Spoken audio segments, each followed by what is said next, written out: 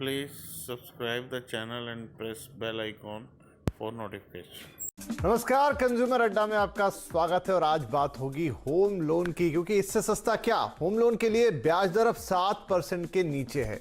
ये आपने आखिरी बार कब देखा था? शायद कम ही लोगों को याद हो, 2004 के आसपास। लेकिन एक बार फिर होम लोन की ब्याज दरें वहां पहुंच चुकी हैं जहां पर उन्हें नजरअंदाज करना मुश्किल हो चला है। तो क्या घर खरीदने का सही वक्त आ गया है? जहां तक होम लोन की बात है, अगर सब ही सस्ता दे रहे हैं तो फिर किससे लेना चाहिए, कैसे कंपेयर करेंगे, और लोन लेते वक्त आपको किन बातों का ख्याल रखना चाहिए? क्या ये सारी स्कीम्स कुछ अपने अंदर छुपाए हुए तो नहीं है?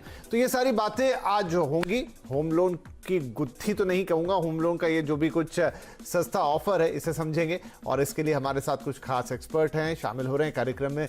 बैंकिंग कंसल्टेंट जॉयदीप दत्ता साहब, rupeapesa.com के एमडी मुकेश पांडे और फाइनेंशियल एनालिस्ट नीरज भगत। आप सभी का बहुत बहुत स्वागत है। तो जॉयदीप साहब, आपसे शुरुआत करता हूं। जैसा जितना मुझे याद पड़ता है कि 2004-5 का जो वक्त था जब रियल एस्टेट में बहुत भारी बूम था, उस समय कुछ ये ब्याज दरें थी जो 6 और 7% के बीच हुआ करती थी। उसके बाद तो एक लंबा अरसा बीता और ये अब है जब हम दोबारा देख रहे हैं कि ज्यादातर बैंकों की ब्याज दर है वो 7% के नीचे। क्या मैं सही हूं? बिल्कुल सही कह रहे हैं। 2004 की सन में जब वो बैंकिंग ट्रांसफॉर्मेशन आए थे, उस टाइम हमारी काफ़ी बेनिफिट मिले थे होम लोन में, स्पेशली होम लोन लोगों ने खूब फ़ायदा लिया है उस टाइम। उसके बाद होम लोन का रेट अगर देखा जाए वो नीचे कभी नहीं आए, वो धीरे धीरे बढ़ते ही चले गए। बट सिंस लास्ट ईयर अगर आप पिछले साल को देखें, उसके बाद कंपटीशन बढ़ गई है। तो उसके बाद जो लोन की जो रेट ऑफ इंटरेस्ट जो है, अगर आप देखेंगे सबसे नीचे जो है अभी कोटक महिंद्रा बैंक दे रहे, जो आज के दिन में सबसे रेट ऑफ इंटरेस्ट कम है।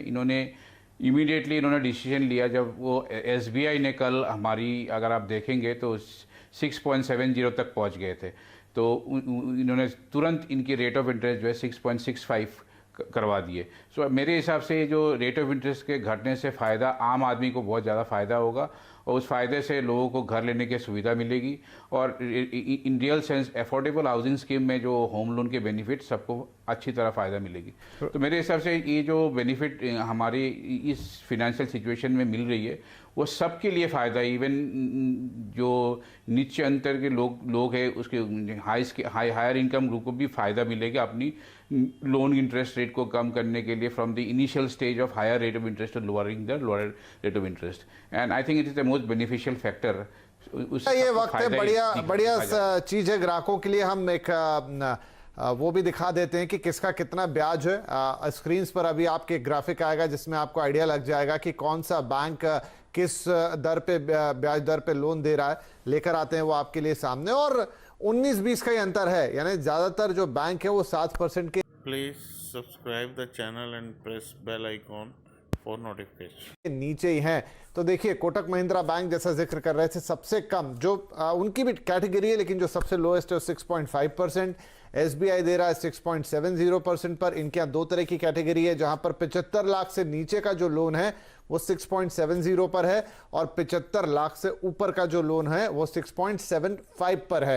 एक्सिस बैंक 6.75, एचडीएफसी आपको दे रहा है 6.80 पर, उसी तरह आईसीआईसीआई बैंक का भी इतना ही है, और बैंक ऑफ बड़ौदा जो है वो 6.85% पर दे रहे हैं आपको, और एलआईसी हाउसिंग फाइनेंस 6.90 पर।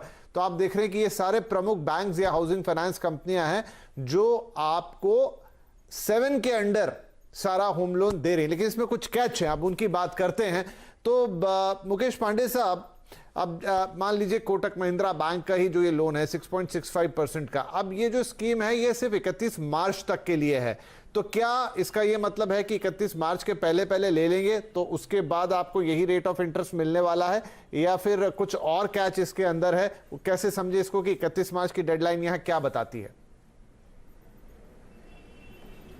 31 मार्च की डेडलाइन यहाँ पे हमें ये बता रही है कि जो रेट ऑफ इंटरेस्ट अभी जो भी बैंक्स ऑफर कर रहे हैं वो टिल ऑल द लोन्स जो 31 मार्च तक डिसबर्स हो जाएंगे उनके ऊपर एप्लीकेबल है।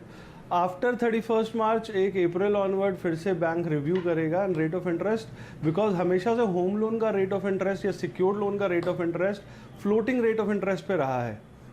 तो एज पर सिचुएशन आरबीआई की जो पॉलिसीज़ रहेंगी, उनके अकोमोडेटिव मॉनेटरी पॉलिसीज़ के हिसाब से जो रेट ऑफ इंटरेस्ट घट रहा है अभी, उस हिसाब से जो उस समय के रेट ऑफ इंटरेस्ट होंगे वो एप्लीकेबल होगा। बैंक क्वार्टरली, हर क्वार्टर में अपने रेट ऑफ इंटरेस्ट को रिवाइज करता है फॉर देयर कंज्यूमर्स। राइट। तो यहाँ पर नीरज भगत साहब, एक चीज जो मैं पूछना चाहता हूँ वो ये है कि जैसे ये सर भी बता रहे कि हर क्वार्टर में एक रिवीजन होता है, और हम ये जानते हैं कि जो भी बैंक जिस दर पे लोन देता है वो दर हमेशा, क्योंकि तो 20 साल का प्रोसेस है या कोई उससे कम ले 10 साल 15, लेकिन लंबी अवधि के लिए होते हैं बैंक के जो भी होम लोन्स होते हैं। तो क्या आज आपको लग रहा है कि चलिए 6.75 पे मिल रही है कि तो बैंक इसको क्या जिंदगी भर 6.75 पे चलाएगा, वो इसको रिवाइज कर सकता है? तो एक्चुअली में क्या ये सिर्फ एक अट्रैक्शन है आपको पास बुलाने के लिए, लेकिन या फिर इसमें सच में फायदा होगा? विपिन जी, इसमें सच में फायदा है और ये डिपेंड करता है आप फिक्स रेट पे सैंक्शन कराते हैं लोन या फ्लोटिंग रेट पे। अगर सपोज कर लीजिए आपने 6.7% पे आपने लोन लिया और ये फिक्स परसेंट है, 6.7% फिक्स्ड है over the tenure of the loan, तो ये 6.7% ही रहेगा। अगर आपने फ्लोटिंग रेट पे लिया, अगर रेट ऑफ इंटरेस्ट कम हो जाएगा तो बैंक कम रेट चार्ज करेगा और ज्यादा होगा तो ज्यादा चार्ज करेगा। तो इसलिए जब सैंक्शन एडवाइस आती है तो आपको देखना पड़ेगा कि ये जो आपका रेट है फिक्स्ड है या फ्लोटिंग है। तो ये बहुत जरूरी है, जब आप सैंक्शन एडवाइस साइन कर रहे हैं तो आप चेक करिए कि 6.7 फिक्स्ड है, फ्लोटिंग है। अगर इसमें फिक्स्ड है फिर तो बहुत अच्छी ऑप्शन है। फ्लोटिंग है, अगर रेट ऑफ इंटरेस्ट ज्यादा हो गया तो ऑफकोर्स आपको ज्यादा इंटरेस्ट बेयर करना पड़ेगा। और अगर टर्म्स क्लियर है तो मेरे हिसाब से फिर भी अभी बहुत अच्छी डील है और मेरे हिसाब से कंज्यूमर्स को अभी लोन लेने का बहुत फायदा है। और अगर मेरे हिसाब से 3-4 और भी फायदे हैं अगर आप इस टाइम लोन लेते हैं। एक तो क्या है कि अनसोल्ड इन्वेंट्री बहुत ज्यादा है रियल एस्टेट डेवलपर्स के पास, तो ये बहुत अच्छा चांस है नेगोशिएशन करने का। तो मेरे हिसाब से एक अच्छे रेट पे प्राइस प्रॉपर्टी मिल सकती है। दूसरी बात क्या है कि बहुत सारी अनसोल्ड डेवलप्ड प्रॉपर्टी है, तो क्या होता है उससे जीएसटी नहीं लगता। तो अगर आपकी रेडीमेड प्रॉपर्टी है तो उसके ऊपर जीएसटी नहीं है, तो एक जीएसटी का विवरण मिलेगा। तीसरी बात, बहुत सारी स्टेट गवर्नमेंट्स ने स्टैम्प ड्यूटी का कट दिया हुआ है, जैसे दिल्ली में। Please subscribe the channel and press bell icon for notification. 20% stamp duty के रेट्स कम कर दिए, तो एक वो भी फायदा है। तीसरी बात, जब आप प्रॉपर्टी लेने जाते हैं तो उसके बाद जब आप लोन लेने के बाद उसका जो इंटरेस्ट, अगर अफोर्डेबल हाउसिंग की प्रॉपर्टी है तो उसमें क्या है कि एक एडिशनल बेनिफिट मिलता है, टैक्स बेनिफिट 1.5 लाख रुपए का, एक वो भी बेनिफिट मिलेगा। तो अगर आपकी 45 लाख रुपए से नीचे की प्रॉपर्टी है तो जो इंटरेस्ट है उसकी एग्जेम्पशन आपको 3,50,000 की मिलती है, जो कि नॉर्मली 2 लाख की मिलती है। तो वो भी बेनिफिट तभी तक मिलेगा अगर आपने प्रॉपर्टी 31 मार्च 2022 से पहले परचेज की है। तो मेरे हिसाब से ये गोल्डन पीरियड है प्रॉपर्टी बाय करने का। इसके बाद ये पीरियड आपको 6 महीने साल के बाद मिलेगा नहीं, क्योंकि रेट ऑफ इंटरेस्ट भी कम है, प्रॉपर्टी प्राइसेस भी कम है, स्टैम्प ड्यूटी भी कम है, इंटरेस्ट इंसेंटिव्स भी है। तो I think this is the best time. तो अगर आप ये कोई भी प्रॉपर्टी को बाय करता है तो वो काफी फायदे में रहेगा। तो नीरज जी ने बड़े अच्छे पॉइंट्स यहाँ पे बताए कि ना सिर्फ होम लोन का रेट इस समय कम है, लेकिन बहुत सारे स्टेट्स में स्टैम्प ड्यूटी पर भी रेट कम चल रहा है या माफी है, या उसके अलावा जो आपको पीएमएवाई के तहत फायदा मिलता है वो भी आपको मिल जाएगा।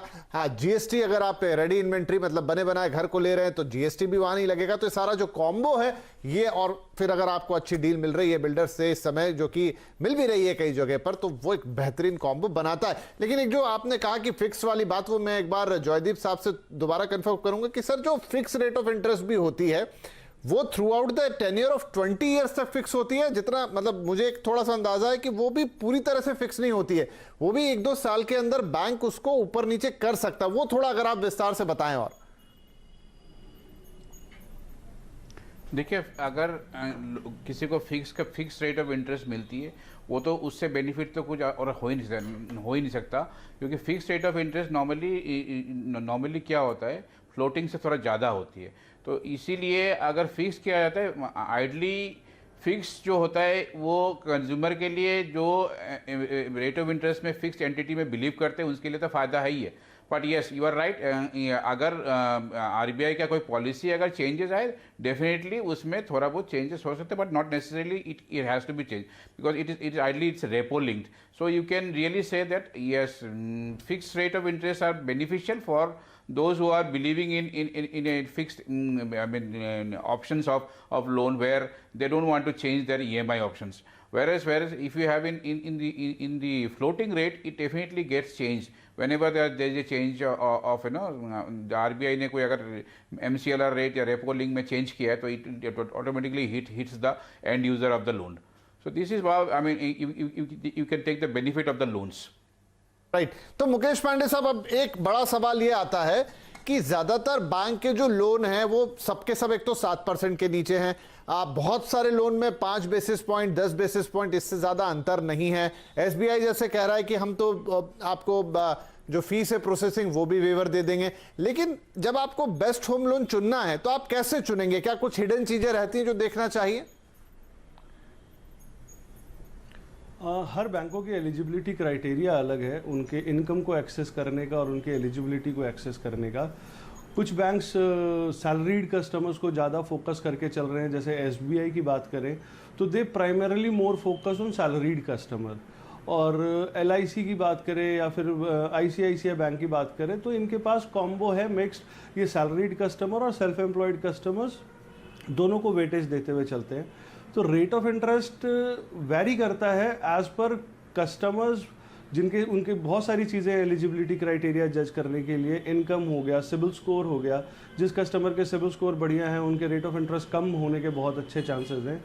तो बैंक की एलिजिबिलिटी क्राइटेरिया अलग अलग है, as per application, as per credit norms वो रेट ऑफ इंटरेस्ट फाइनल निकल के आता है after the final sanction of the amount.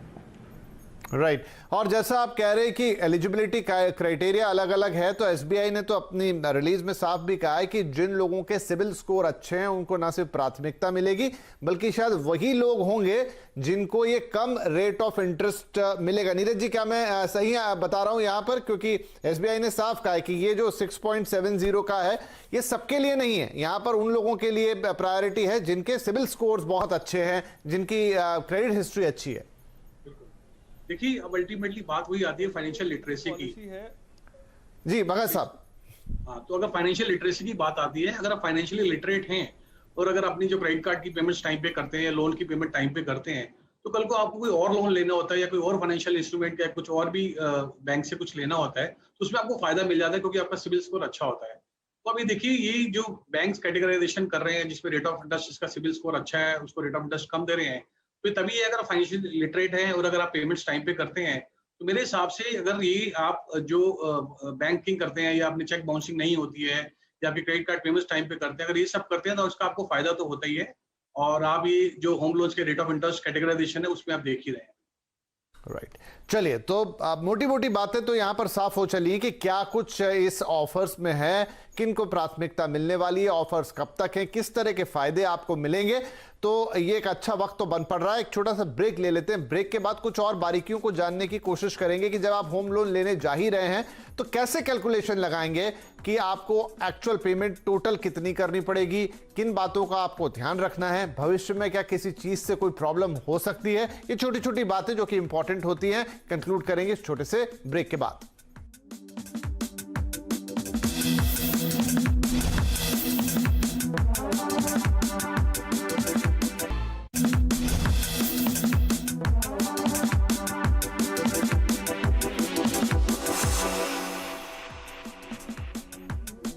Right, तो कंज्यूमर अड्डा में आपका स्वागत है और आज होम लोन की बात हो रही है कि ब्याज दर हिस्टोरिकली लो है और ये सबसे अच्छा मौका है कि होम लोन लिया जाए, घर खरीदा जाए। फटाफट कुछ और अहम बातें कर लेते हैं।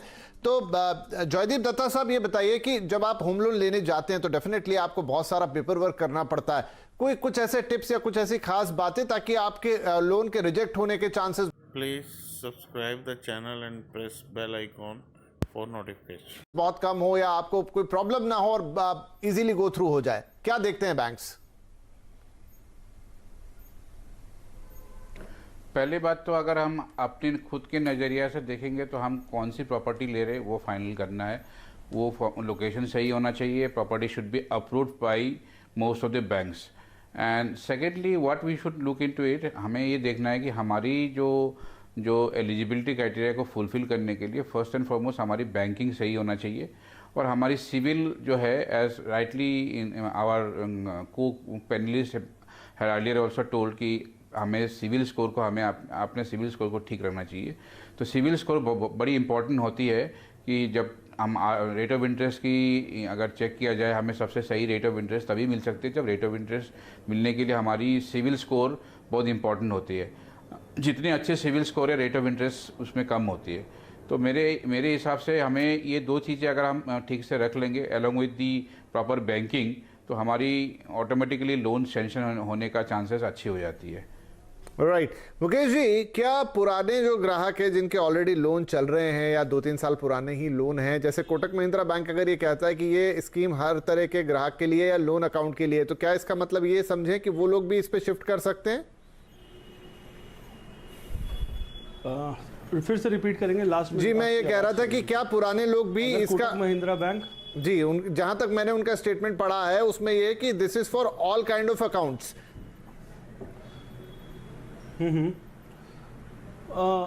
देखिए, अगर कोई कस्टमर अपना एग्जिस्टिंग कस्टमर अपने होम लोन को बैलेंस ट्रांसफ़र कराता है, चाहे वो कोटक से कराए या SBI या किसी भी बैंक से कराए, करंट सिचुएशन में उसको बेनिफिट मिलेगा। अगर एग्जांपल के तौर पे मैं अगर इलस्ट्रेट करूं, अगर किसी कस्टमर ने पहले किसी 50 लाख रुपए का होम लोन ले रखा है 20 साल के टेन्योर के लिए, एवरेज 9% के ब्याज पे लगाए, तो अभी वो पे कर रहा होगा तकरीबन 45,000 के अप्रॉक्स की EMI। और कोटक महिंद्रा बैंक या बैंक अदर बैंक्स के हिसाब से अगर हम 6.75 के रेट ऑफ इंटरेस्ट पे उस लोन को बैलेंस ट्रांसफ़र करते हैं तो EMI करंट हमारी बनेगी अप्रॉक्स 38,000 के अप्रॉक्स। तो consumer will be ending up saving approx 7,000 per month, and that is the decent amount इस टाइम पे, अगर कोई 1 साल भी इस EMI को सेव कर लेता है। राइट तो ये मुमकिन है कि आप लोन ट्रांसफ़र ले सकते हैं? बिल्कुल, बैंक्स की अपनी अपनी एलिजिबिलिटी क्राइटेरिया है। They should consult bank directly और authorised channel partner like us. We will evaluate the eligibility first and then we can approach with that respective bank for the final approval. जी, तो नीरज भगत साहब, ये करने में फायदा होगा, क्योंकि कई बार जो पुराने ग्राहक होते हैं उनको हमेशा यही अफसोस रहता है कि अरे हमने तो पहले ले लिया इसलिए अब हम घाटे में रह गए। नहीं विपिन जी, अभी भी वो बैलेंस ट्रांसफर कर सकते हैं, बट 2-3 चीजों का ध्यान रखेंगे कि एक तो क्या है कि जब जिस नए बैंक के पास बैलेंस ट्रांसफर कर रहे हैं, एक तो ये देखना है कि उसमें प्रीपेमेंट पेनल्टी तो नहीं है। अब सपोज कर लीजिए अगर कोई किसी ने अकाउंट जो लोन लिया हुआ है वो HDFC से लिया हुआ है और वो कोटक में ट्रांसफर करता है और उसको इंस्टॉलमेंट का फर्क पड़ता है। अब सपोज कर लीजिए 2 या 3 साल के बाद कोटक का रेट ऑफ इंटरेस्ट बढ़ जाता है और किसी और बैंक का कम हो जाता है और कोटक से शिफ्ट होकर दूसरे किसी और बैंक में जाता है, तो बैंक ट्रांसफर में कहीं वो प्रीपेमेंट पेनल्टी तो नहीं देनी पड़ती है 1 या 2%। तो सारी की सारी कंडीशंस जो है वो बड़े ध्यान से करिए जब बैलेंस ट्रांसफर कर रहे हैं बिल्कुल भी। तो कई बार क्या होता है प्रीपेमेंट पेनल्टी या बैलेंस ट्रांसफर में क्या होता है, बैंकर्स कहते हैं कि हमें भी 1% या 2% की प्रीपेमेंट पेनल्टी देनी पड़ेगी। तो अगर उन चीजों का ध्यान रखेंगे तो मेरे हिसाब से बहुत फायदेमंद है इस वक्त, और क्योंकि रेट ऑफ इंटरेस्ट बहुत नीचे है और इस वक्त तो जो बायर्स की मार्केट है, और अगर आप नेगोशिएशन अच्छी करते हैं तो आपको अच्छी डील मिल सकती है। राइट तो मुकेश जी, आप जो कहना चाह रहे हैं वो भी बता दो और एक लास्ट सवाल के साथ इसे कंक्लूड करूंगा कि बहुत जी एक पॉइंट, हाँ होम लोन बायर के लिए एज पर RBI कोई बैलेंस ट्रांसफर चार्जेस नहीं है अगर वो एक बैंक से दूसरे बैंक पे ट्रांसफर होना चाहे। अगर कोई बैंक चार्जेस ले रहा है तो he can complain to RBI ombudsman और उसका वेवर मिल जाएगा। Please subscribe the channel and press bell icon for notification. Right तो एक सवाल मैं, होम लोन के कस्टमर्स वो बैलेंस ट्रांसफर का कोई भी चार्जेस नहीं। ठीक है, बढ़िया। जयदीप साहब, एक आखिरी सवाल संक्षिप्त में जवाब की, बहुत सारे लोगों के मन में प्रश्न रहता है कि मैं लोन लूं तो सरकारी बैंक से लूं या प्राइवेट से लूं, क्या ये कश्मकश में कुछ बता सकते हैं, कोई सलाह दे सकते हैं कि क्या बेहतर रहेगा? मेरे हिसाब से देखिए ये डूबियस क्वेश्चन है।